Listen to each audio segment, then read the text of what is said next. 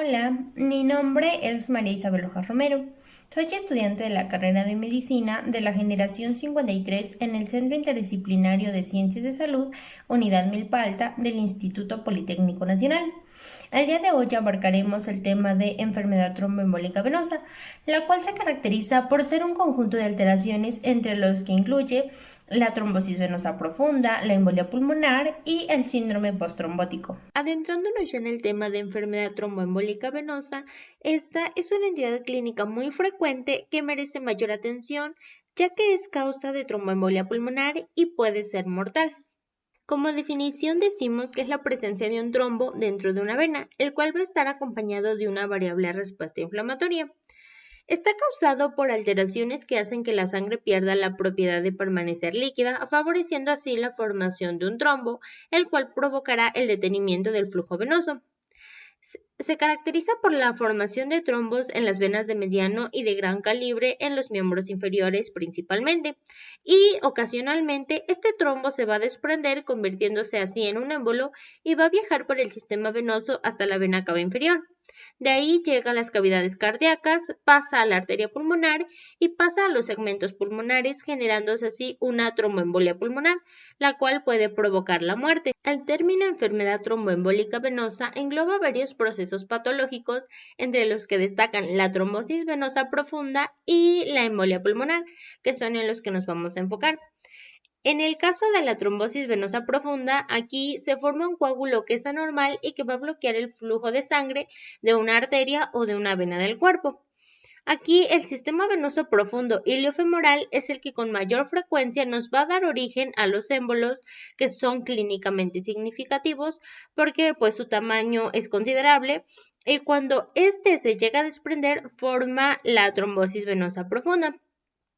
Aunque se debe de aclarar que no siempre los trombos son de origen femoral, porque, por ejemplo, en un paciente con uso excesivo de muletas por su condición o en los tenistas por su movimiento de extensión repetitiva, van a terminar generando una lesión endotelial y además de esto le sumamos su condición predisponente, pues va a generar una trombosis venosa profunda en miembros superiores, pero no es muy usual. En el caso de la embolia pulmonar, pues esta constituye en frecuencia la tercera patología cardiovascular después del infarto agudo al miocardio y el accidente cerebrovascular. Aquí el sistema vascular pulmonar se va a ver obstruido por un émbolo que impide el flujo sanguíneo adecuado. También la embolia pulmonar es considerada como una complicación de la trombosis venosa profunda. La incidencia tanto de la trombosis venosa profunda como de la embolia pulmonar en pacientes que están hospitalizados es muy alta. Entonces, con base en estimaciones mundiales, podemos decir que en México pueden existir entre 400 y 500 mil casos de trombosis por año, lo que la hace una de las primeras causas de mortalidad en el país.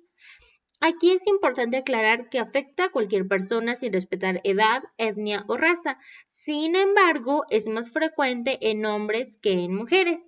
También podemos decir que en el 90% de los pacientes con tromboembolia pulmonar con fenómeno de embolismo por un trombo inicial es proveniente de los miembros inferiores y se estima que a nivel mundial la tromboembolia pulmonar se presenta de 1 por cada 1000 habitantes anualmente. La enfermedad tromboembólica venosa no ocurre en cualquier persona. Para que esto suceda, el individuo tiene que tener ciertos factores de riesgo y esto es muy importante porque a veces los síntomas referidos por el paciente no son específicos, pero eso lo veremos más adelante cuando abordemos el cuadro clínico. Sin embargo, he ahí la importancia de un buen interrogatorio y de detectar los factores de riesgo.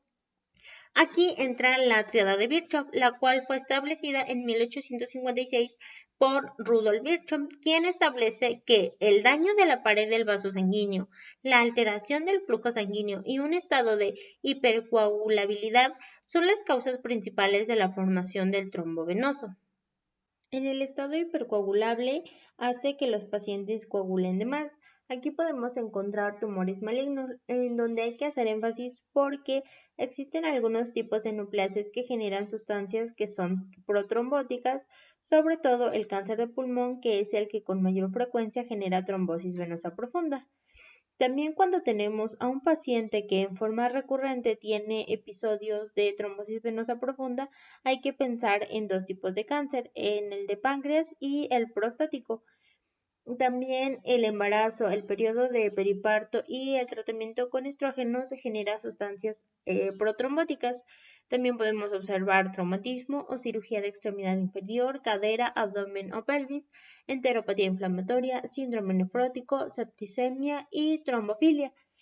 En cuanto a la lesión de la pared vascular, aquí lo que sucede es que trae como consecuencia una disfunción del endotelio para contribuir a los mecanismos de homeostasis, que es una de sus funciones y que también es necesario para evitar que el paciente no sangre de más.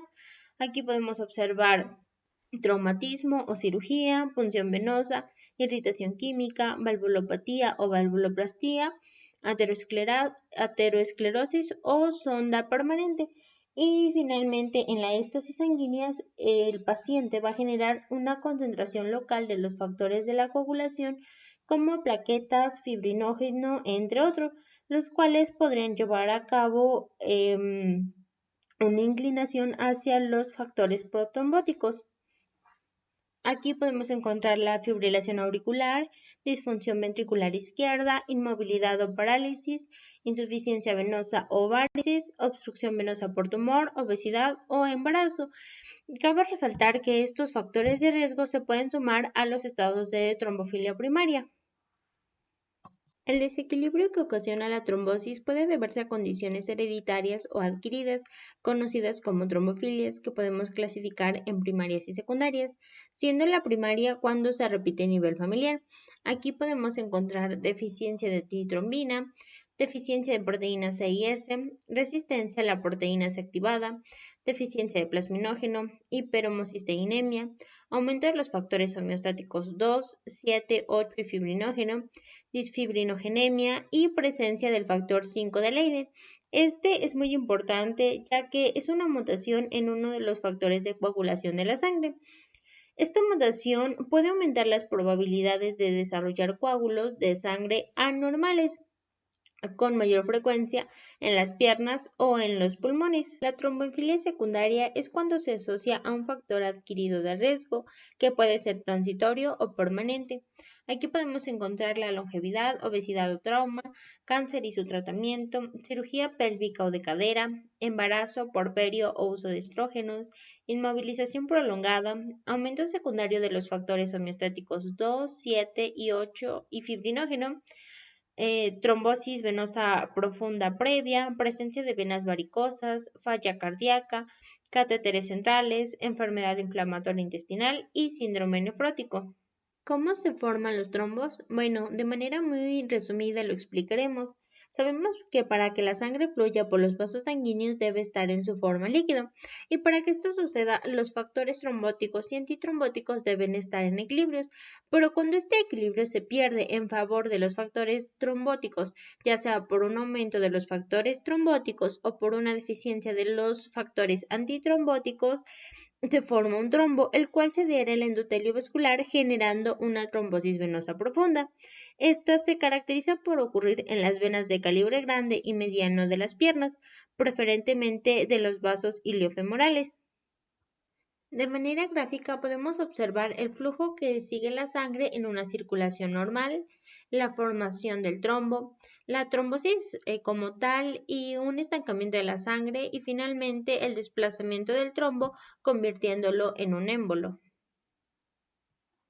Una embolia se define como una interrupción repentina del flujo de sangre a un órgano debido a un coágulo, pero hay diferentes tipos de émbolos, los cuales están definidos de acuerdo por el material embólico.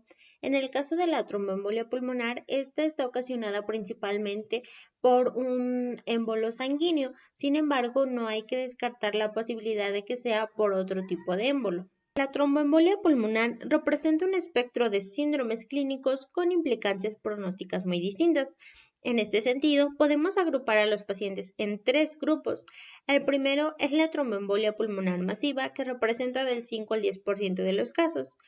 Este es generalmente debido por la presencia del compromiso hemodinámico, ya sea shock o hipotensión, es decir, una presión sistólica menor a 90 milímetros de mercurio.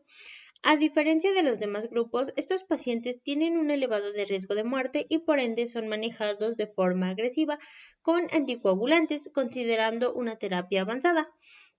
El siguiente grupo es la tromboembolia pulmonar submasiva, del 20 al 25% de los casos.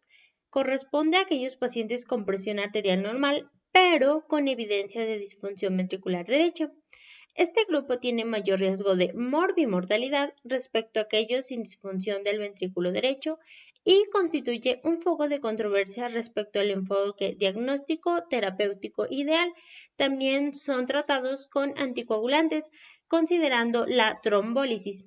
Y finalmente, la tromboembolia pulmonar de pequeño moderado, que representa el 70% de los casos. Aquí son pacientes con presión arterial normal en función del ventrículo derecho normal. Estos pacientes tienen un excelente pronóstico solo con el tratamiento anticoagulante. ¿Qué pasa en la tromboembolia pulmonar? Bueno, las consecuencias las podemos dividir en dos, las que van a afectar al sistema pulmonar y las que van a afectar al sistema del corazón, ya que ambos sistemas están interrelacionados.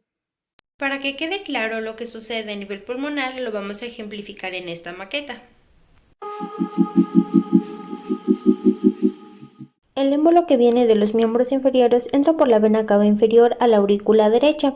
De ahí pasa al ventrículo derecho y este va a ser expulsado mediante la contracción ventricular hacia la arteria pulmonar, ya sea izquierda o derecha. Entonces, en la siguiente contracción ventricular, el flujo sanguíneo eyectado se va a ver interrumpido por el émbolo, por lo que las porciones del pulmón que se nutren de cada arteria bloqueada son despojadas de sangre y pueden morir. Esto hace que sea más difícil para los pulmones proporcionar oxígeno hacia el resto del cuerpo.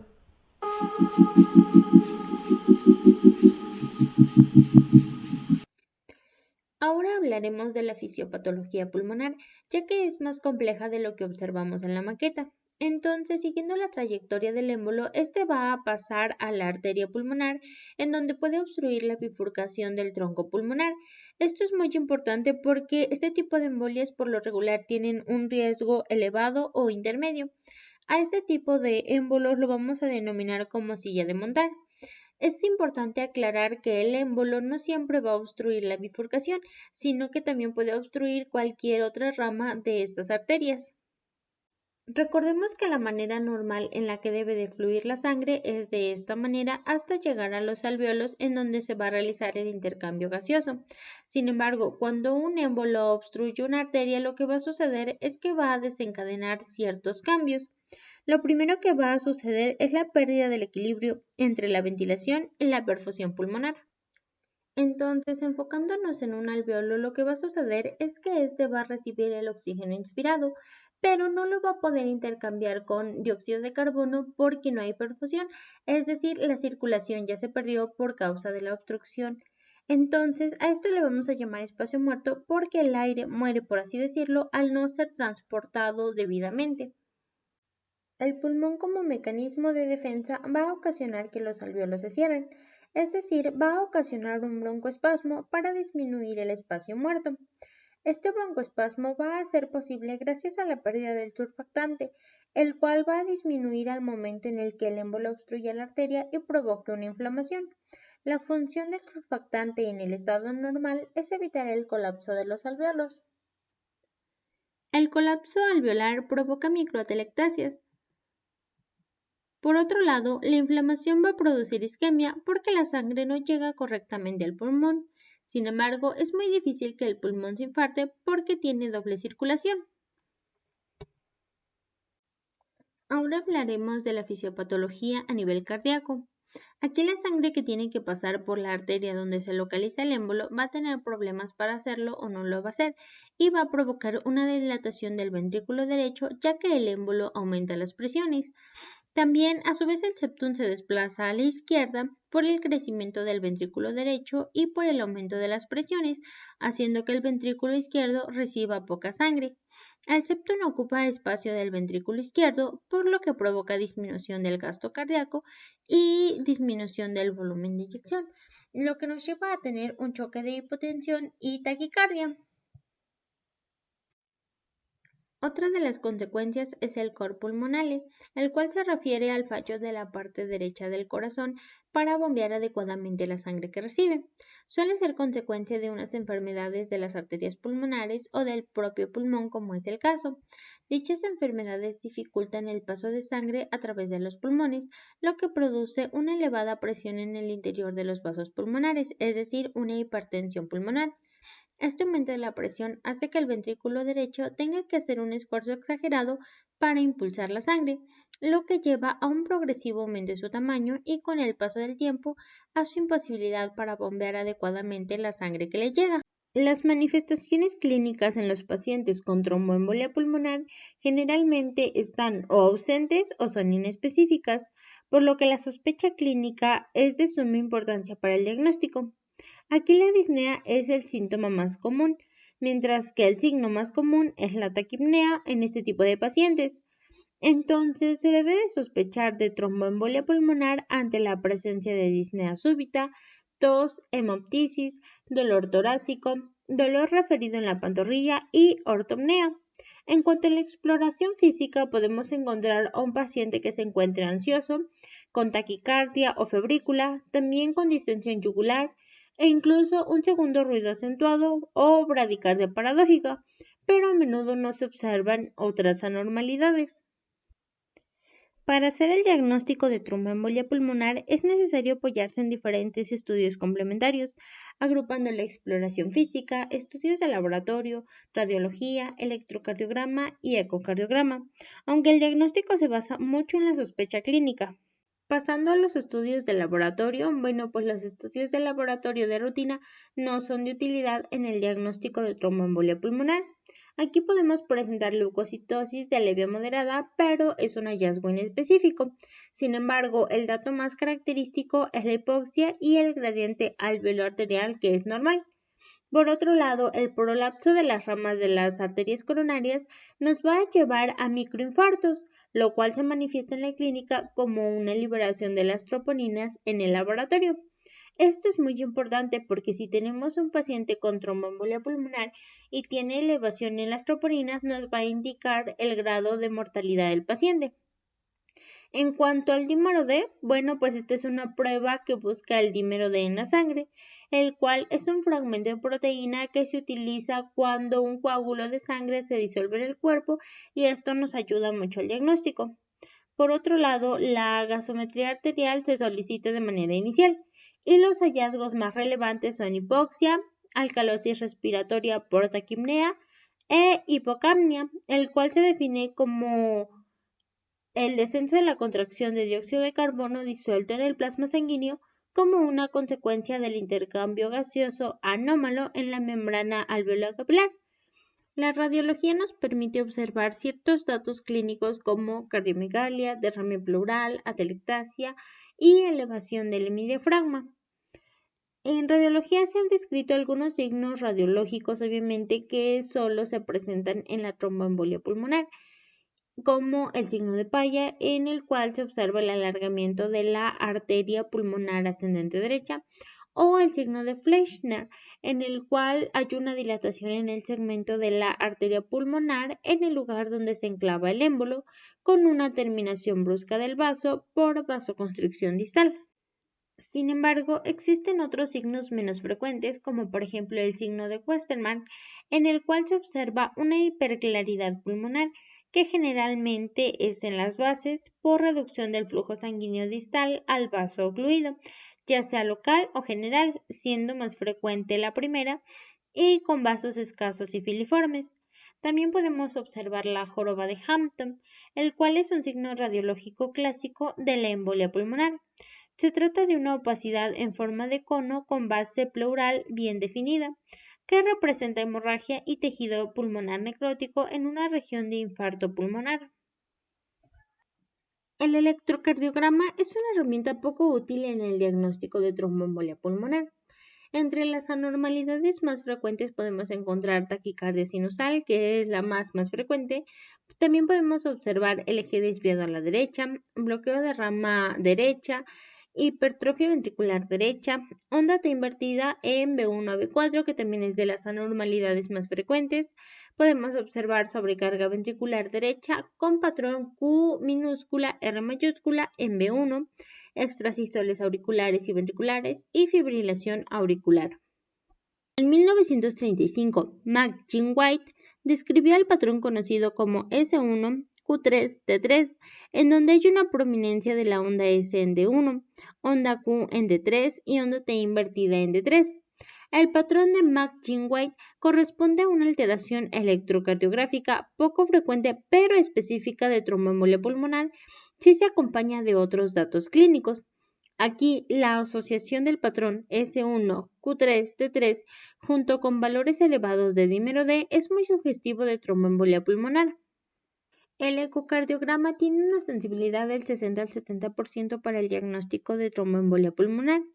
Su utilidad radica en la identificación de datos indirectos de tromboembolia pulmonar, como lo son la dilatación ventricular, hipertensión arterial pulmonar y el gradiente sistólico de la válvula tricúspide, que traducen sobrecarga del ventrículo derecho.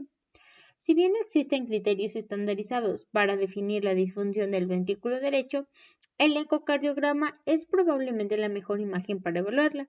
En él podemos encontrar dilatación ventricular, hipertensión arterial pulmonar, regurgitación tricuspidia e hipoquinesia, la cual lo definimos como la disminución del movimiento de los músculos, y cuando se trata del corazón se refiere a la disminución del movimiento de la pared cardíaca durante cada latido. En este ecocardiograma, la proyección A es una imagen apical de 4 cámaras donde se observa el ventrículo derecho dilatado y abombamiento del septum interventricular con invasión hacia la cavidad del ventrículo izquierdo. Y en la proyección B, la imagen Doppler muestra una insuficiencia tricúspide funcional. En el tratamiento se debe de administrar anticoagulantes a todos los pacientes. La heparina ha sido el anticoagulante más empleado y altamente efectivo. Es un polisacárido heterogéneo de la familia de glucosaminoglicanos. El tratamiento va a depender de la clasificación de la tromboembolia pulmonar.